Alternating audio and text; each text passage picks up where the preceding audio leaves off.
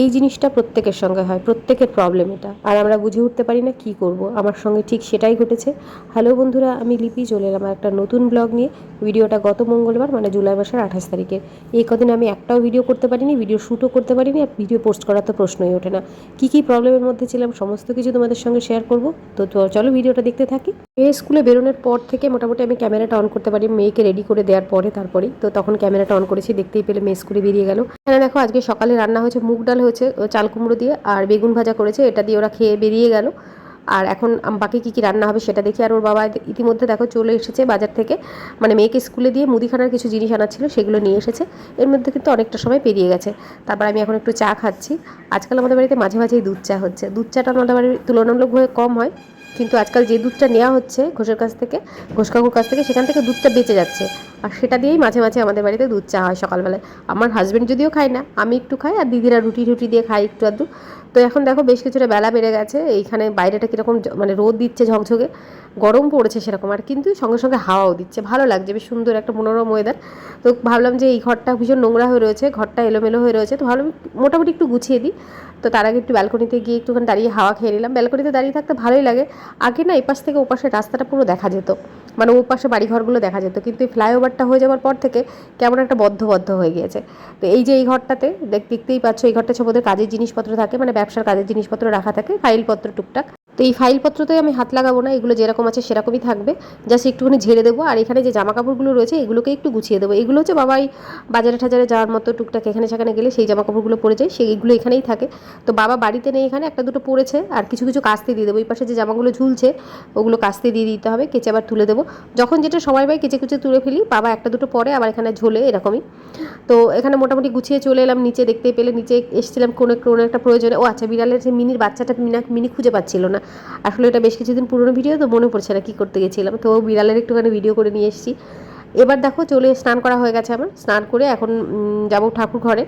আর সকালবেলা থেকেই না আমার শরীরটা একটু খারাপ খারাপ লাগছিলো, হয় না ওয়েদারের কারণে। আর তারপরে ছোটো বাচ্চা থাকলে যেটা হয়, রাতে ঠিকমতো ঘুম হয় না, কোনো দিন ঠিকমতো ঘুম হচ্ছে, কোনো দিন কোনো প্রবলেম হচ্ছে। আর দুপুরবেলাতেও যে তুমি টানা ঘুমাবে সেটা পারবে না, মানে স্বস্তির যে ঘুম সেটা কিন্তু ছোটো বাচ্চা থাকলে হয় না। তো যার কারণে শরীরটা একটু ম্যাচ ম্যাচ করছে, আর ওয়েদারটাও তো ভালো না। তো আমি তবু বুঝতে পারিনি যে শেষ পর্যন্ত এই পর্যায়ে গিয়ে যাবে। তো দেখো পুজো দেওয়া হয়ে গেছে, তারপরে শুয়েছিলাম দুপুরবেলায়, কিছুক্ষণ ঘুমাইনি, শুয়েছিলাম। ওই যে বললাম শরীরটার মধ্যে ভালো লাগছে না, তো এখনও দেখতে পাচ্ছ যে এই শরীরটার মধ্যে কেমন একটা ম্যাচ ম্যাচ করছে। তো প্যারাসিটামল একটা খেয়ে নিয়েছি, আর মেয়ের জন্য ডিম সিদ্ধ দিয়েছে। আজকে যে মাছ রান্না হয়েছে এটা আমার মেয়ে খাবে না, তোমাদের তো অনেকবার বলেছি মাছ খেতে খুব একটা পছন্দ করে না। তো স্কুল থেকে চলে এসছে, ওকে খেতে দেবো। এসে বোনকে খুঁজে বেড়াচ্ছে, বোন কোথায়, বোন তো ঘরে ঘুমোচ্ছিল, অন্ধকার করে রেখেছি। তো যাই হোক, দিদি আসার পরে বোন উঠেও পড়েছে, তারপর ওকে খাইয়ে দিলাম। আর এখন হচ্ছে সন্ধ্যেবেলায় চা খাচ্ছি। এখন পরে আমার বড় মেয়ের গানের ম্যাম আসবে, তো তার আগে একটু চাটা খেয়ে নিচ্ছি। ওকে কী যেন খেতে দিয়েছিলাম আমার মনে নেই, বললাম যে পুরোনো ভিডিও তো, বেশ কিছুদিন আগেকার ভিডিও মনে নেই। তো সন্ধ্যাবেলায় কিছু একটু খাওয়া দাওয়া করে ও ওখানে গান করতে বসেছে। আর ছোটোটাকে দেখো কী সুন্দর ভদ্র মেয়ের মতো গিয়ে ম্যামের কোলে বসে পড়েছে।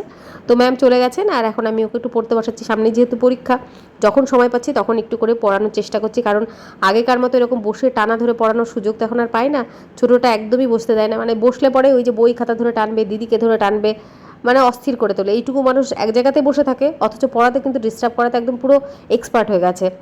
যেটা দিদি যে খাতাটা নেবে সেই খাতাটাই ওকে নিতে হবে। তো যাই হোক, কিছুক্ষণ পড়ানোর পরে এবার আজকে রান্নাবান্না কিছু নেই আমাদের রাতে, কারণ অন্যরকম একটা প্ল্যান হয়েছে। চলো এখনই বলে দিই কী প্ল্যান হয়েছে। আজকে আমরা বিরিয়ানি খাবো, মানে আলু বিরিয়ানি, তার সঙ্গে চিকেন কষা। তো সেটা অর্ডার করা হয়ে গেছে, চলেও এসছে। এই ফাঁকে আমি কিছুক্ষণ মেয়েটাকে নিয়ে একটু ঘুরছি, মানে সন্ধ্যাবেলা হলে এত কান্নাকাটি করে কি বলবো। কিছুক্ষণ কান্নাকাটি করে মানে কি, কোলে থাকবো না, কোলে নিয়ে ওকে ঘোরো হাঁটো এরকম ব্যাপারে। দিদিকে কিছুক্ষণ পড়াচ্ছিলাম, চুপচাপ ছিল, তারপরে এরকম এখনই ঘুরতে হবে। তো পড়ানো শেষ হয়ে গেছে, অদ্রিজা টিভি দেখছে, আর এখন আমি ওকে নিয়ে ঘুরছি। টিভি দেখছি মানে এখনও টিভি দেখতে আসেনি, এই দেখো এখন এলো টিভি দেখতে। তো এখন টিভি দেখতে বসেছে, আর ওর কাছে রেখে আমি একটু কিছুটা কাজ গুছিয়ে নেবো। কালকে সকালবেলা অদ্রিজা স্কুলে টিফিনে বলেছে চাউমিন নেবে, আর মাঝে মাঝে ও আজকাল দেখি চাউমিনের বায়নাটা করছে। তো চাউমিনের বায়না করলে রোজ চাউমিন দেওয়া তো ভালো নয়। আর এই দেখতে পাচ্ছ আমার ছোটোটা কীরকম চিৎকার শুরু করে দিয়েছে। তো যাই হোক, এর মধ্যে আমি কথা বলে নিই। তো চাউমিন, ওকে আটা চাউমিন আনতে বলেছিল আমার বাবাকে, সকালবেলায় নিয়ে এসছে, তোমরা তো দেখলে। তো সেটাকে আমি ভাবছি কি সিদ্ধ করে রেখে দেবো, জল ঝরিয়ে ঠান্ডা করে। তো সকালবেলায় জাস্ট সবজি দিয়ে ভেজে দেবো, তাহলে ওর মানে তাড়াতাড়ি হয়ে যাবে আমার টিফিন রেডি করা। ডিমটা দেবো না, ডিম ছাড়াই দিই আমি স্কুলে বেশিরভাগ সময়। তো দেখো সেদ্ধ বসিয়ে দিয়েছি।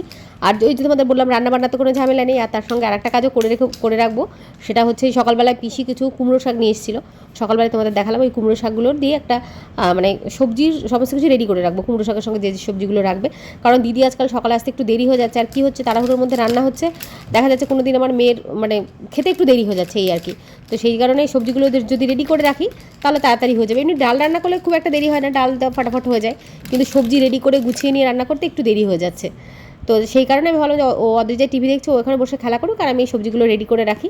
তো যাই হোক, আগের ব্লগে তোমাদের সঙ্গে আমি একটা অন্য বিষয় নিয়ে শেয়ার করছিলাম, অন্য বিষয়ে কথা বলছিলাম। তো আমার সেকেন্ড প্রেগনেন্সির ব্যাপারে কী কী প্রবলেমের মধ্যে দিয়ে গেছিলাম আমি, কী কী কমপ্লিকেশনস এসেছিলো সেগুলোই।